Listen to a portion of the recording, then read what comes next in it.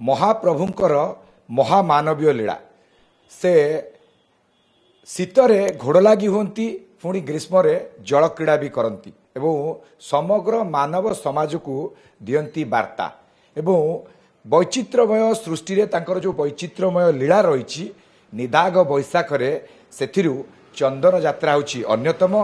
तेबे बाहर चंदन यात्रा रे नरेंद्र पुष्करणी रे से जो जल क्रीड़ा करती ताहा तो समस्ते देखि पारंती। भीतर चंदन यात्रा कौन रही महात्म्य कौन रही नीति से नहीं कि आम सहित अधिक आलोचना करवा रही वरिष्ठ चुनरा सेवक तथा जगन्नाथ संस्कृतिर प्रचारक शरत महांती डॉक्टर शरत महांती सहित आलोचना करवा। आज्ञा भीतर चंदन यात्रा ये कथा जिते आम शुणु जे भितर गोटे कौन सेमती चंदन यात्रा हो नौका विहार हो एमती अनेक कथा मनरे प्रश्न आसे। प्रकृत रे भीतर चंदन यात्रा कौन महाप्रभु केमिति भाव से चंदन यात्रा रे सामिल हो 12 मासरे 13 यात्रा महाप्रभुंकर ता सहित अनेक उपयात्रा ये यात्रा मानक भितर दीर्घकालीन यात्रा है महाप्रभुंकर गंध यात्रा बा चंदन यात्रा जो चंदन यात्रा की 42 दिन धरिक चले अक्षय तृतीय आरंभ होई ताहा प्राय ज्येष्ठ पूर्णमीर 3 दिन पूर्व पर्यंत चली थाए चंदन यात्रा। तेणु जितेबाला भौरी पर्यंत अक्षय तृतीय जो महाप्रभु मदन मोहन भूदेवी श्रीदेवी सहित मणि विमान एवं रामकृष्ण हांदोला विजय करी चंदन सरोवर को बा चंदन चकड़ा को गमन करती ताकू कहुए बाह्य चंदन यात्रा। सेठी केलीमांडुओ भोग ठारू आरंभ करी नौका विहार एवं महाप्रभुंकर चंदन कुंडरे बुड़िकी रहिबा ये समस्त नीति संपन्न करा जाए। 2 थर चाप खेली थांती महाप्रभु एवं तत्परवर्ती भौरी बा हलदी पानी परठारू बाकी 21 दिन पर्यंत श्रीमंदिर आभ्यंतर रे महाप्रभुंकर पूर्ववत से भली चंदन कार्यक्रम रही थाए जो चंदन की जमी ताधे महाप्रभुंकर चंदन लगी सुबेश होता एवं ता पूर्व भोग मंडप सैले अंधकार कर दिया जाए गृह आलट लगी होता ये कार्य दिन को 2 थर होता है। संध्या धूप समापन पर रात्रि काल आलट लगी एवं चंदन लगी एवं दिन द्विपर समय भोग मंडप पूजा समापन पर महाप्रभुंकर आलट लगी एवं तत्पर चंदन लगी।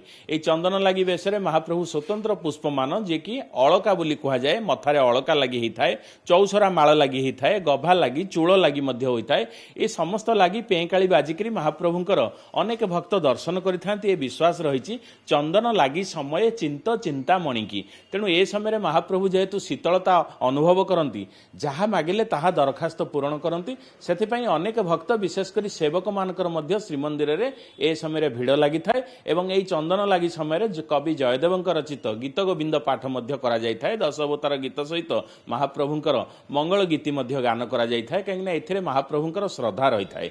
तेणु चंदन लगी समय प्रायतः 4 दिन स्वतंत्र उत्सव होता है जमीक कि जल क्रीड़ा एकादशी आमर जल क्रीड़ा मंडप रही मुक्ति मंडप निकटरे सेठारे मध्य मदन मोहन भूदेवी श्रीदेवी जल भितर निमज्जित होकर रही था। रात्रि समय शीतल उपचार पणा भोग आलट लगी ए समस्त कार्यक्रम करा जाए।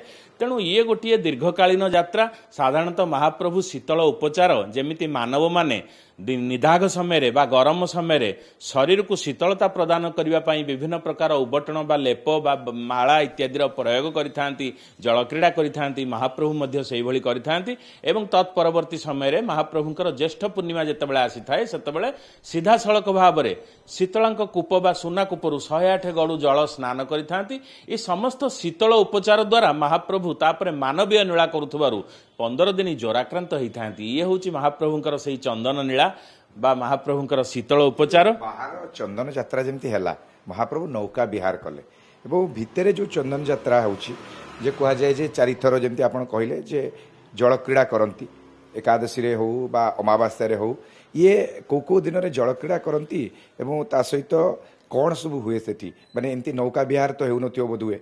महाप्रभुंकर जल क्रीड़ा पाइका जल क्रीड़ा मंडप रही सेठारे जल भितर सुबासित जल रे स्वतंत्र नीतिकांति पर चलती प्रतिमा माने सेठारे बुड़ी रही थांती जमती कि आज गोटे दिन आज महाप्रभुंकर जल क्रीड़ा एकादशी एवं सावित्री अमावास्या शीतल षष्ठी एमती प्रमुख केते गुड़िए दिवस रही ଯୋଉଥିରେ କି ମହାପ୍ରଭୁ ଜଳକୁଣ୍ଡରେ ବିଜେ କରିଥାନ୍ତି ପେଁକାଳି ବାଜିକିରି ଏବଂ ଜଳକୁଣ୍ଡରେ ଅନେକ ସମୟ ରହିଥାନ୍ତି।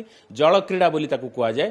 ତେଣୁ ଜଳକ୍ରୀଡ଼ା ମଣ୍ଡପ ମଧ୍ୟ ମୁକ୍ତି ମଣ୍ଡପ ନିକଟରେ ରହିଛି। ମହାପ୍ରଭୁ ସେଠାରେ ଜଳକ୍ରୀଡ଼ା କରିଥାନ୍ତି। ତା ସହିତ ଅନେକ ପ୍ରକାର ଶୀତଳ ଉପଚାର, ଯାହାକି ଆମେ ପୂର୍ବରୁ କହୁଥିଲେ, ଯେମିତିକି ଆଲଟ ଲାଗି ସମସ୍ତ ବସ୍ତ୍ର ଖୋଲା ହେଇକିରି ମହାପ୍ରଭୁଙ୍କ ଆଲଟ ବା ସ୍ୱତନ୍ତ୍ର ବଡ଼ ବଡ଼ ରୂପା ବେଣ୍ଟବାଲା ପଙ୍ଖାରେ ମହାପ୍ରଭୁଙ୍କୁ ପଙ୍ଖା କରାଯିବ, ଆଲଟ କରାଯିବ, ଯେଉଁଟାକି ଆଲଟ ଲାଗି କୁହାଯାଏ। ଯେତେ ବିଜୁଳିବତୀ ତାକୁ ସବୁ ଲିଭେଇ ଦିଆଯିବ, ଯେମିତି ମହାପ୍ରଭୁ ଶୀତଳତା ଅନୁଭବ କରିବେ ଏବଂ ମଣିମା ମଣିମା ଡାକ ପଡ଼ୁଥିବ।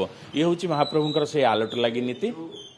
ଯେଉଁ ସମୟରେ ରହେ, ଅନେକ ସମୟରେ ଗୁପ୍ତ ନୀତି ମଧ୍ୟ ହୁଏ, ଅନେକ ସମୟରେ ଦେଖି ମଧ୍ୟ ହୁଏ।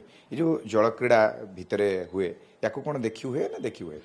ଇଏ ସାଧାରଣତଃ ଜଳକ୍ରୀଡ଼ା ମଣ୍ଡପକୁ ଆବୃତ କରାଯାଏ। ତା ଦେହରେ ପର୍ଦ୍ଦା ଢଙ୍କା ଯାଇଥାଏ। ସେବକ ଯେଉଁମାନେ ମହାଜନ ସେବକ ବା ସିଙ୍ଗାରୀ ସେବକ ଏହି କାର୍ଯ୍ୟ କରିଥାନ୍ତି ଏବଂ ଯେଉଁମାନେ ସ୍ୱତନ୍ତ୍ର ସେବକ ରହିଥାନ୍ତି ମହାପ୍ରଭୁଙ୍କୁ ଭୋଗ ନୈବେଦ୍ୟ ଇତ୍ୟାଦି ଦେଇଥାନ୍ତି, ସେ ସମୟରେ ସେମାନେ ଉପସ୍ଥିତ ରହିଥାନ୍ତି। ଭକ୍ତ ଶ୍ରଦ୍ଧାଳୁମାନେ ବାହାରେ ଥାଇକିରି ମହାପ୍ରଭୁଙ୍କର ଏ ଉତ୍ସବକୁ, ଏହି ଜଳକ୍ରୀଡ଼ା ମଣ୍ଡପକୁ ସନ୍ଦର୍ଶନ କରିଥାନ୍ତି ଏବଂ ଆଲଟ ଲାଗି ନୀତି ସାଧାରଣତଃ ବନ୍ଦ ହୋଇଥାଏ। ଦୁଆର ଘର ସବୁ ଭକ୍ତମାନେ ସେତେବେଳେ ବାହାରେ ରହିଥାନ୍ତି। ମହାପ୍ରଭୁଙ୍କର କୌଣସି ନୀତି ସେମାନେ ଦର୍ଶନ କରିନଥାନ୍ତି ବା କୌଣସି ସେବକମାନେ ମଧ୍ୟ ସମ୍ପୃକ୍ତ ସେବକଙ୍କ ଛଡ଼ା ଅନ୍ୟାନ୍ୟ ସେବକମାନେ ଏହାକୁ ଦେଖିବାର ବିଧି ନଥାଏ, ଯେହେତୁ ସମସ୍ତ ବିଜୁଳିବତୀ ଆଲୋକ ଏପରିକି ଅଖଣ୍ଡ ଦୀପକୁ ମଧ୍ୟ ନିର୍ବାପିତ କରାଯାଇଥାଏ। ଚଳିତ ବର୍ଷ ଯେହେତୁ ମଳ ମାସ ରହୁଛି, ଯୋଡ଼ା ଜ୍ୟେଷ୍ଠ, ପ୍ରଥମେ 15 ଦିନ ଶୁଭ ରହିବ, ମଝିରେ ଗୋଟିଏ ମାସ ପୁଣି ମଳ ମାସ ରହିବ, ପରେ 15 ଦିନ ଶୁଭ ରହିବ। ୟାର କ'ଣ ପ୍ରଭାବ ରହେ କି ଭିତର ଚନ୍ଦନ ଯାତ୍ରାରେ ଏ ଅଧିକ ଦିନ ହେବା ବା କୌଣସି ରୀତିନୀତିରେ ଏହାର ପ୍ରଭାବ ପଡ଼ିବା? ରୀତିନୀତିରେ ସେମିତି ବିଶେଷ କିଛି ପ୍ରଭାବ ନଥାଏ, କାହିଁକିନା ପୂର୍ବରୁ ମଧ୍ୟ ମଳ ମାସ ପଡ଼ିଛି। ମଳ ମାସ ହେଲା ଅଧିମାସ। ଯେତେବେଳେ କୌଣସି ମାସ ଯେତେବେଳେ ଗୋଟିଏ ଗୋଟିଏ ଦିନ ହେଇକରି 4-5 ବର୍ଷ ଯେତେବେଳେ ଅତିକ୍ରାନ୍ତ ହେଇଥାନ୍ତି, ସେତେବେଳେ ଗୋଟିଏ ମାସ ଅଧିମାସ ବୋଲି ବା ମଳ ମାସ କୁହାଯାଏ। ଏ ସମୟରେ କଳ୍ପବଟ ନିକଟରେ ରହିଥିବା ଯେଉଁ ଆମର ପୁରୁଷୋତ୍ତମ ଅଛନ୍ତି, ଯିଏକି ବନ୍ଦ ପଡ଼ିଥାଏ ମନ୍ଦିର, ସେ ମନ୍ଦିର ଉନ୍ମୁକ୍ତ ହୁଏ ଏବଂ ସେଠାରେ ମଧ୍ୟ ବ୍ରତାଚାରୀମାନେ ବ୍ରତ ଆରମ୍ଭ କରିଥାନ୍ତି 1 ମାସ ବ୍ୟାପୀ। କୁହାଯାଏ ଏହି ସମୟରେ ଯେଉଁମାନେ ବ୍ରତ ଇତ୍ୟାଦି କରିଥାନ୍ତି, ପୁରୁଷୋତ୍ତମ ନାରାୟଣଙ୍କର ପୂଜା କରିଥାନ୍ତି, ଭକ୍ତି ଅର୍ଘ୍ୟ ପ୍ରଦାନ କରିଥାନ୍ତି, ସେମାନଙ୍କର ଆଉ ପୁନର୍ଜନ୍ମ ହୁଏ ନାହିଁ ଏବଂ ଏ ମାସଟି ଯଦିଓ ଉଚ୍ଚାରଣଯୁକ୍ତ ମଳ ମାସ, କିନ୍ତୁ ଏ ମାସରେ କରୁଥିବା ସମସ୍ତ କାର୍ଯ୍ୟ ଅତ୍ୟନ୍ତ ପୁଣ୍ୟକୁ ପ୍ରଦାନ କରିଥାଏ।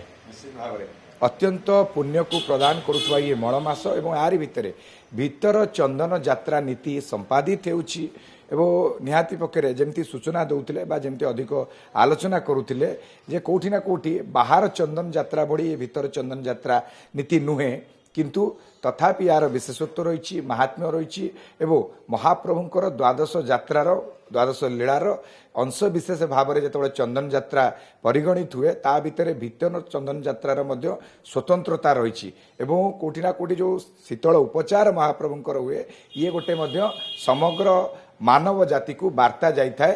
ଏ କଥା ମଧ୍ୟ ଅନେକ ସମୟରେ ପରିଲକ୍ଷିତ ହୋଇଛି। ପୁରୀରୁ ଭିଡ଼ିଓ ଜର୍ଣ୍ଣାଲିଷ୍ଟ ସନାତନଙ୍କ ସହ ପ୍ରିୟଦର୍ଶନ ମହାନ୍ତି, ଅର୍ଗସ୍ ନ୍ୟୁଜ୍।